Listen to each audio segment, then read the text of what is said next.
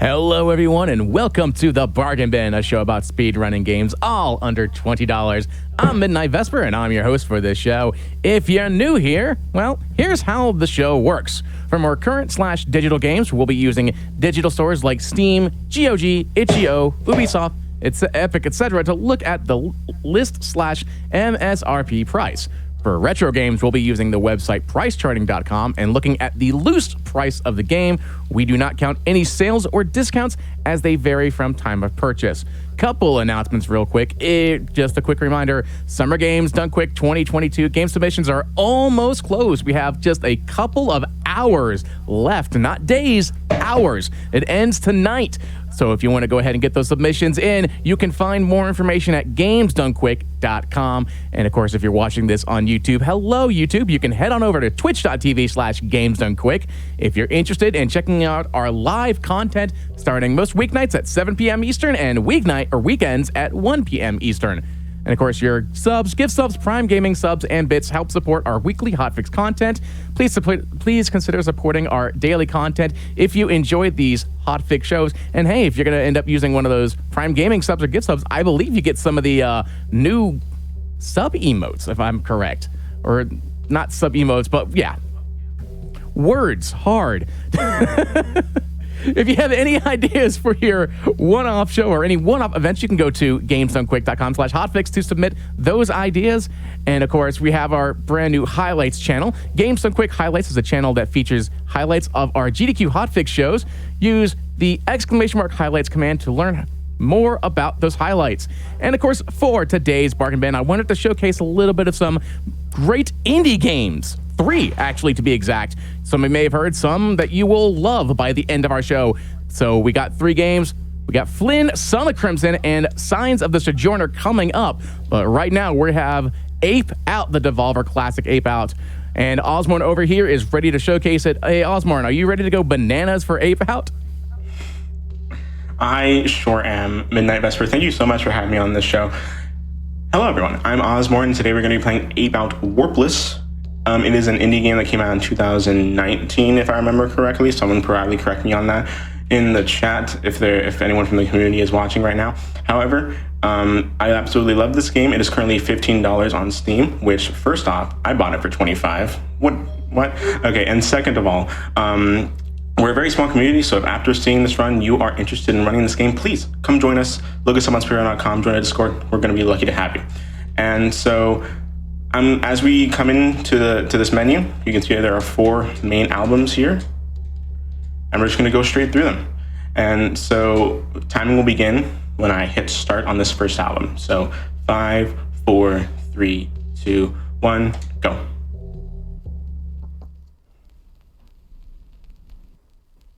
So the main premise behind Ape Out is that every single level in this game is randomly generated each time that you play it. There are certain exceptions, there are certain hard-coded obstacles with each and every time that you play the game. However, for the most part, everything that you're going to be doing is completely reactive. It's RNG, the way that the enemies react, the way that the levels are oriented, everything like that.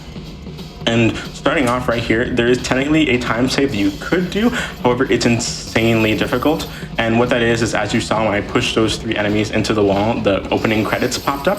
And theoretically, if you could just walk through this entire first level without killing an enemy, you can just not have those credits pop up. And they don't pop up in the next level or anything like that. So that is a small time save that you could take advantage of. However, it is insanely difficult to not get hit or to not kill an enemy in this first level without it going detrimentally wrong.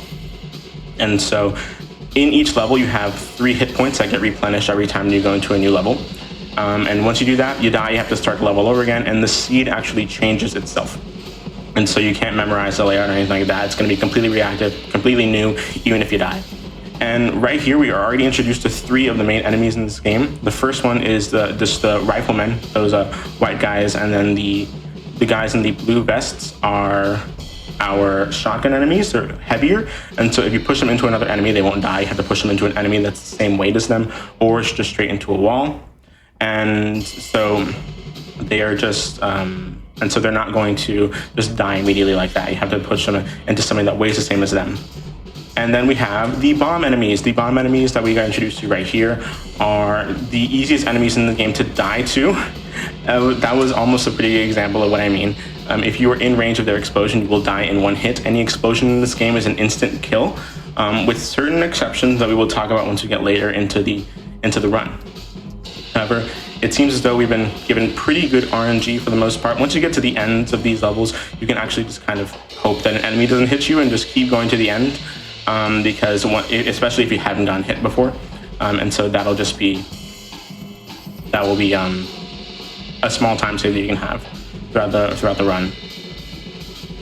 This level right now is not giving you the best RNG. Of course, the perfect RNG that you want is just a seed that will let you go straight from the beginning to the end of the level, just straight left to right. You want to try to avoid as much up and down movement as possible. And yeah, that's essentially the perfect RNG seed that you want to have. But right here, we're going to go out of side A and go straight into side B.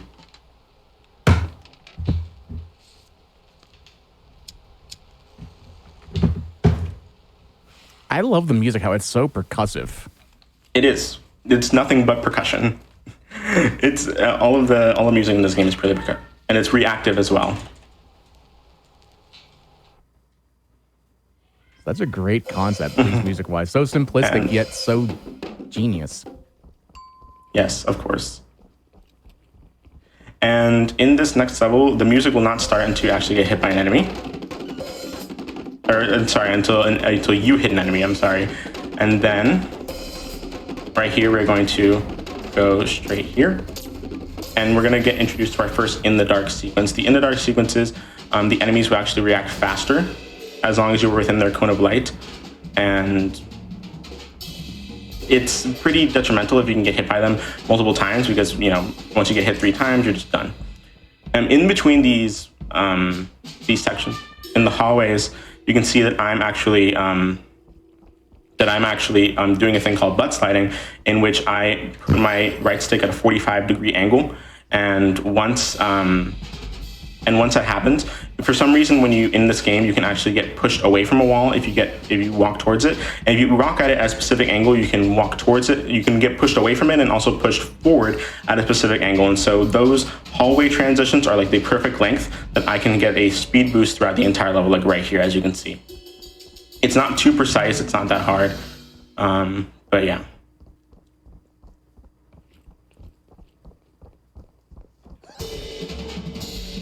The dings for the bell. Yep, exactly. Bit of a photosensitivity warning. There's gonna be flashing lights in 3, 2, 1. There you go. And now that we are out of the dark, in the dark sequences, we can just go straight into this section. Once again, as you can see, the enemies didn't start reacting until the music didn't start until they started interacting with the enemy. However, if an enemy kills another enemy, then the music will also start. Like, you don't have to be the reason that an enemy dies in order for the music to begin.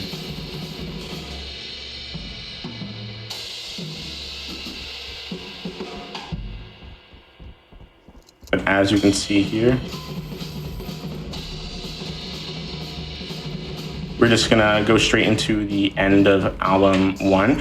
And okay, I was hoping that an enemy would have really bad aim, but unfortunately, it did not happen. As you can see here, when I'm opening the doors, there's a bit of a speed tech that I'm doing, in which the doors are actually like ran by sound cues. And so every time that you open a door, there's gonna be 4 ticks, and the 4th tick will always be delayed. And the way to get rid of that delay is by letting go and re-grabbing the door. And so you're gonna be see me do that a lot throughout the run. And here in this last hallway is gonna be the end of album 1. And let's just really hope that we do not get a bomb enemy, because the bomb enemies are like really, really bad to deal with in this hallway, because they're in like confined spaces. Except if it's something like that. Just depending on how it is, it's gonna be really detrimental to your run.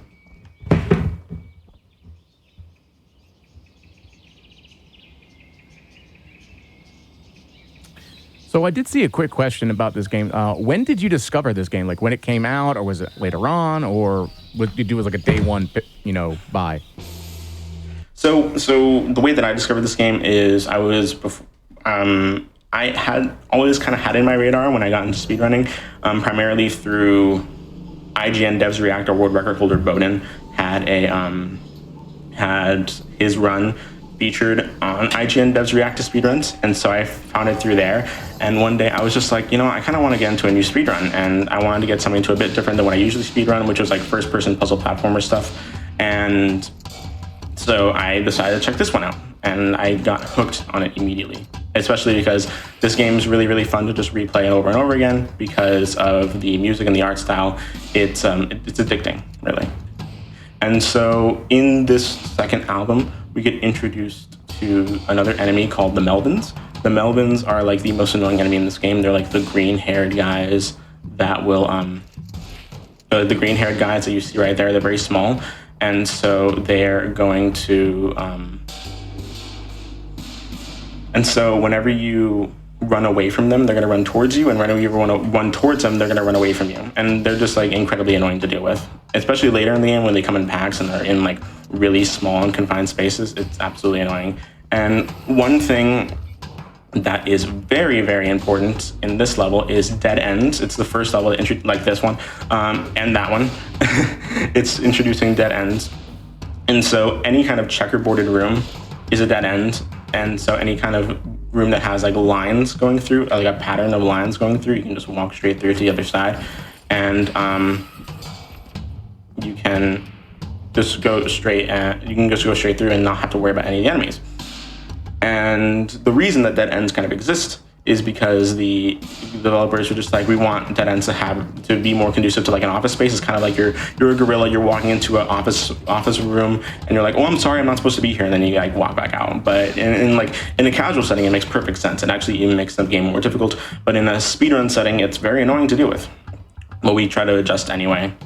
And we do get introduced to another enemy, like the SWAT members that come out of the windows. They kind of act like the shotgun enemies, except they're a bit different. They kind of just spray bullets at you and hope that they hit you. They aren't. Ooh, I died right as the level transition was happening, and unfortunately, that means we have to do the entire level over again. That was very, very unfortunate. But as you can see, sometimes they have good aim like that, which is not the best RNG that we can be having, but it's just something we're gonna have to deal with. And so usually those SWAT enemies will have bad aim, and you can probably see that there's like a red line that I am trying to avoid by having cover. Those are snipers, and I will explain to them when we get to them, because we're actually gonna see them up close and personal.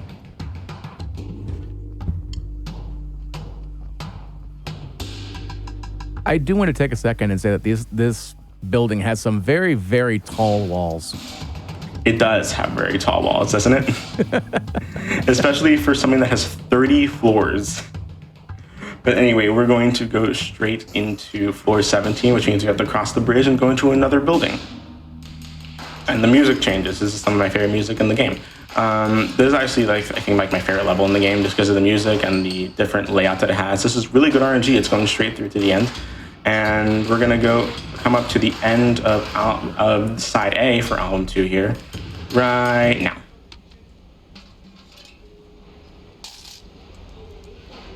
All right, then. That is the end of side A. Side B, I did mention that we were going to talk about the sniper rifles. And the sniper rifles, or the snipers, I should say. The snipers are simply those guys that you saw in the other building, that you saw the red lines. We get to see them up close and personal here. However, they are probably the least threatening enemy in this game because they take forever to charge up their shots. And usually you can just walk straight up to them and push them into a wall before they even are a threat or any kind of threat.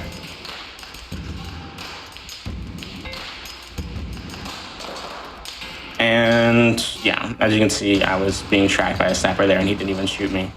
Even though he had plenty of time to actually try. And you kind of have to purposefully be slow during this level transition, because if you are too fast and the level doesn't load fast enough before you can walk all the way around, you actually have to walk around those stairs twice, which is unfortunate, especially if you have like a slow laptop or like a slow device.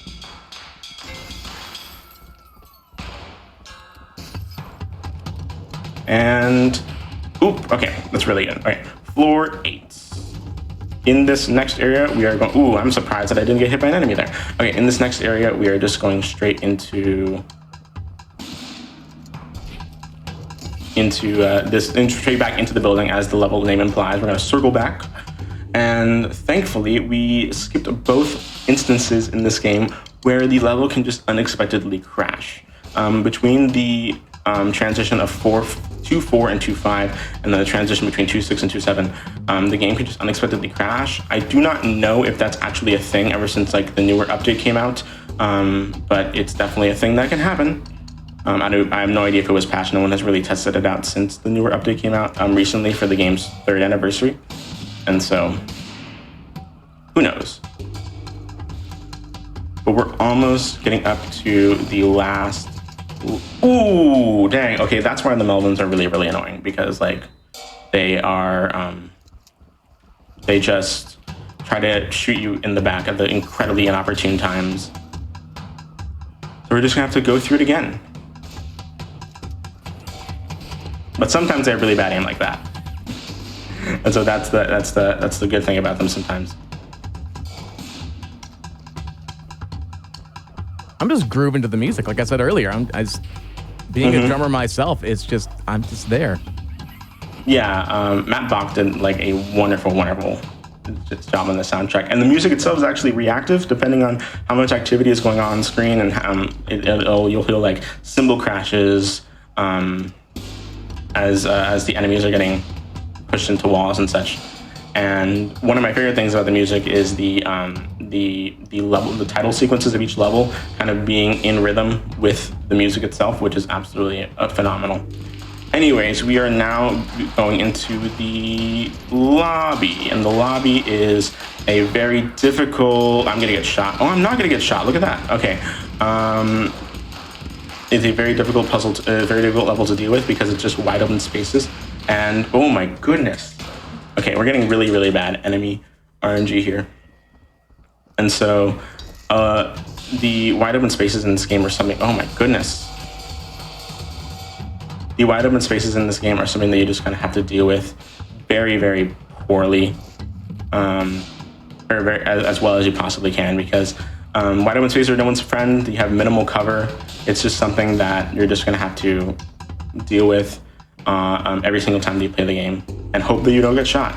Sometimes there are certain things you can do to kind of minimize the randomness of it all, and for example, sticking to the bottom and tops of the maps every time that you go through one of these areas, so that allows you to very easily just push enemies into walls and find better cover, especially in this section right here. But we're gonna be introduced to other sections that don't really have as much cover. So. But that is the end of album 2. We're halfway through the game, if you could believe it. So when it comes to the albums, considering it's got album 1, 2, 3, and 4, can you decide like, I just want to practice on album 2 or album 3, or do you have to go all the way through? No, you can just choose each and every album. I'm just spamming the controller every single time that I want to choose an album, because when you finish an album, the game thinks that you're automatically going to go to the next one, especially if you start from the beginning. And so I can just spam them and continue to the next one. But you can practice each one of these individually. You do have ILs for them, thankfully. And here in album 3, you probably see that each album has like a theme. The first theme was a laboratory where they were doing experiments on the apes.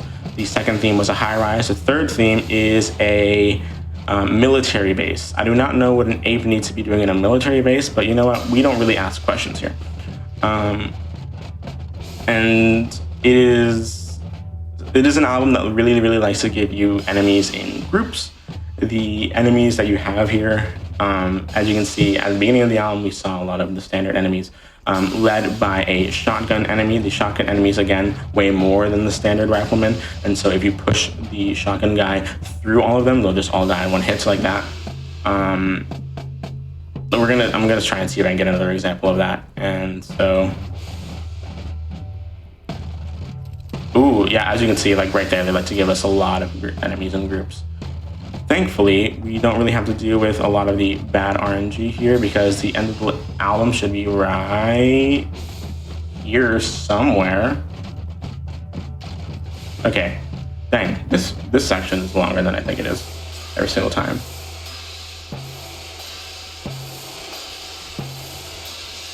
But anyways, Red Alert is another really bad level in the sense that like it's very difficult to stay alive because it once again introduces the concept of wide open spaces as for right here.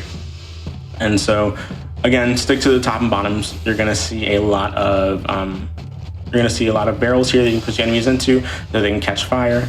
You can push enemies into each other and overall just push enemies into the wall at the bottom if there isn't a lot of cover for you. However, just going straight through sometimes it is theoretically faster, but you just gotta, I don't really trust myself. No one really trusts themselves to, you know, perform well enough to not get hit by going straight through.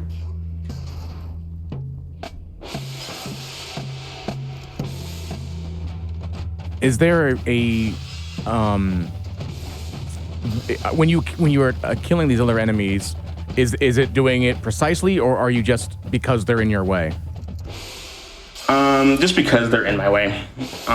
You don't, theoretically, you could just go through every single album not killing a single enemy. It'd be incredibly difficult to do because, you know, they're going to shoot you most of the time. But theoretically, you could just not kill any enemies at all. But I like to kill them because, you know, they're in my way, and I'd rather not take the time, you know, walk around them and have them shoot me. However, at the same time, theoretically, it would be faster to not interact with them, assuming that they don't shoot you, because it will every time that you do the push animation, like push an enemy or push something forward, your momentum slows down ever so slightly. But that momentum slowing down adds up a lot throughout the run, and so it's just something that you have to deal with. And it's, you know, it's a very give and take situation. It's a risk reward kind of thing with this game that I always say every time that I show it off. It is a risk reward situation. You want to interact with the enemies, and because you don't want them to shoot you. However, interacting with the enemies wastes time because your momentum slows down, and overall it can just be very hairy, as we have seen here, because you could die, as I did 3 times in album 2. And so that is just something that it's going to be very, very difficult to deal with, or twice or 3, however many times I died in album 2. And so right here, we're in the dark sequences. We did get introduced to another enemy in this section, which is the machine gun guys. The machine, like this one right here, they do not react faster in the dark, but it doesn't matter because we're already out. And so these guys, these shotgun enemies, are something that we definitely need to avoid a lot, because we are, because they kind of like to come in groups. However, we do introduce to a very easy enemy in this section, which is the flamethrowers. The flamethrowers are not threatening at all. Literally, all you have to do is just not be in range of their attacks, and that'll be it. And we already got shot twice, so that is not a good sign. Ooh. Oh, yeah, okay, that's fine. It was at the beginning of the section, and so it shouldn't be all that detrimental.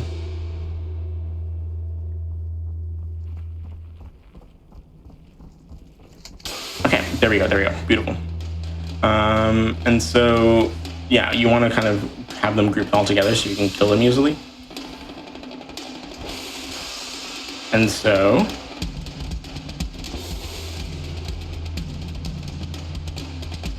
yeah, and the flamethrower guys have this very special ability in the sense that when you push them into a wall, they will explode and create a pile of fire. And if you were to walk into that fire, before an enemy shoots you, you can actually, all the enemies that are in your way will actually just run away from you. And so you can use the fire from a flamethrower in order to just make a clear path ahead of you. Okay. I went for a very long time in that section without killing an enemy, and I was honestly thinking that there might be the time where I just go straight through the entire level without killing an enemy, and therefore the music would never start. However, unfortunately, that day is not today. And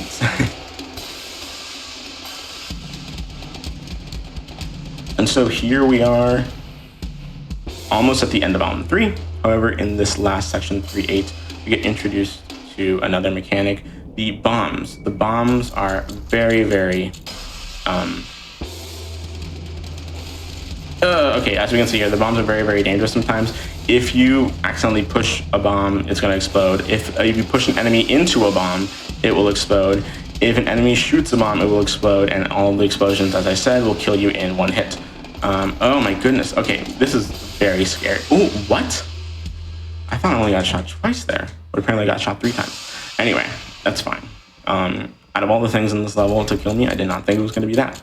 I thought it was going to be a bomb because the bombs were getting dangerously close to me. However, we're just going to go through it again. And as you can see there, the music started because an enemy got shot by another enemy. It was not because of me. So no matter what, as long as an enemy dies, the music is going to start back up again.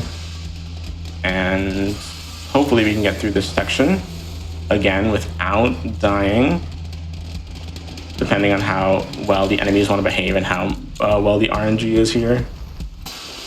However, just note, there's one rule that we have in ABAL, and the only rule that we have is that if you lose time, it is not your fault. Just blame the game, blame RNG, and you'll be fine. It's not your fault in any way, shape, or form. I'm okay with that. Yeah, exactly. Yeah. Like, it's just RNG. Just blame the game. Anyway, as I said, each album has a theme. This 4th album has a very common theme that we can all relate to. You know, that moment where you're just walking through the jungle, minding your own business, and then suddenly you get shot in the butt with a tranquilizer dart and then put on a boat. You know, we all relate to that feeling, right? That moment. Yeah. Like, what, that hasn't happened to you? I don't know what you're saying. But anyway, here we get introduced. Oh wow. Okay, you just want to give me bad RNG right off the start. We'd love to see it. It saw the joke that I was trying to make, and it didn't like it. Here in album 4, we get put on a boat, and we get introduced to another mechanic, these containers. The containers are good because they give you cover. However, they're bad because each container more than likely has a door on either side of it, and pushing open the doors will make you lose momentum. And so you want to be careful with them sometimes. You don't want to overuse them and then just be slow the entire time. But you do want to, make sure that you have some cover from these enemies. And another good thing about the containers is that the doors that swing open on the other side will just the doors that swing open on the other side. If an enemy is on the other side of that, they'll just immediately die. And we get introduced to another In the Dark sequence. However, this one is a bit better, but also a bit worse at the same time, because again, RNG. The music itself will change. The lights will turn out at like random intervals, and during these random intervals, the enemies, as you can see, don't have flashlights this time around. And so because of that, the enemies will just start shooting in random directions, hoping that they shoot you. However, they can oftentimes shoot you. And the worst thing that can happen is that they shoot a bomb enemy that you're next to and then kill you in one hit, because they'll just shoot randomly in any direction, hoping that they shoot you. And right here is a level that I was originally pretty indifferent towards, but now I hate with a passion, because I was on PB pace, and I think like a 25, because my PB is like a 26:43, and I was on a 25 pace. And this level, I died in this level, and it was the only death on my PB. And so it was something that I was just like, you know what, I now dislike this level tremendously. And it was something that people warned me about. They warned me of like 4-3 is a hard level, you're gonna die to it a lot, and I didn't listen. I did not listen. And then I got 4-3. Oh my goodness, an absolute massacre. So many enemies there. One thing that I forgot to mention is that specific section likes to give you a lot of Melvins and groups, which the devs were like, you know what, we're going to put the most annoying enemy in the game, we're going to put them in the small quarters, and then we're just going to give them in groups to the player. And they're very annoying to do it sometimes. And speaking of interesting dev decisions, we're going to see here that we are now invincible. I'm not joking. Like, watch me. I got shot. I'm getting shot. I'm not bleeding. I'm invincible now. And the reason that that worked is because, for whatever reason, and this is mentioned in the IGN devs React video, by the way, Like I'm not like I'm not like giving out any information that the devs haven't already publicly said. For whatever reason, the developers decided there's an explosion at the beginning of this level, and instead of making it like a special explosion that doesn't kill you, there's a small portion where the developers just decided, hey, we're going to give the player 99 health and then put it back down to 3 health once the cutscene's over. And with that,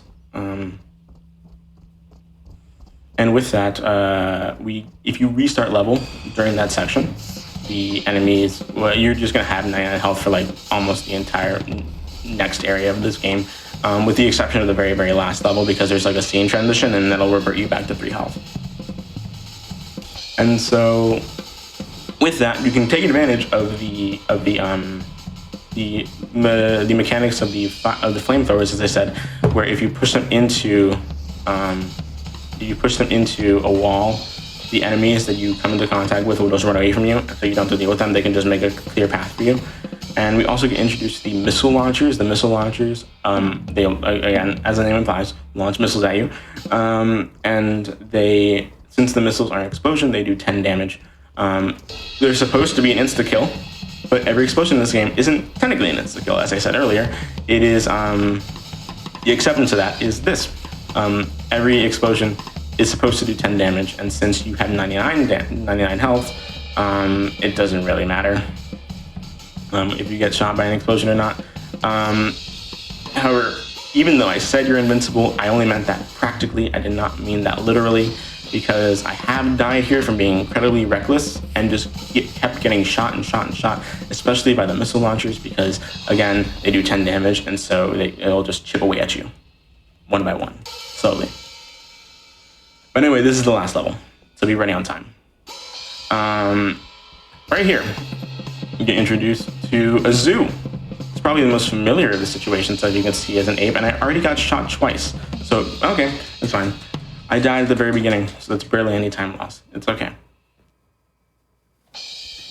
In the meantime, I just want to talk about like the colors that they use. The entire color palette is wow. Right? It is amazing. During this oh my goodness, speaking of colors, that's what it looks like when you get shot by a tranquilizer dart. Those are the other enemies that we get introduced to in this last section, the tranquilizer darts. And that's what it looks like when you get shot by one of them. However, the most interesting mechanic about this last level is probably saving the animals. If you save the animals, they will start attacking the other enemies in the game, and the enemies in the game will actually start using them as targets as well. And so, oh my goodness, what is going on here? Okay.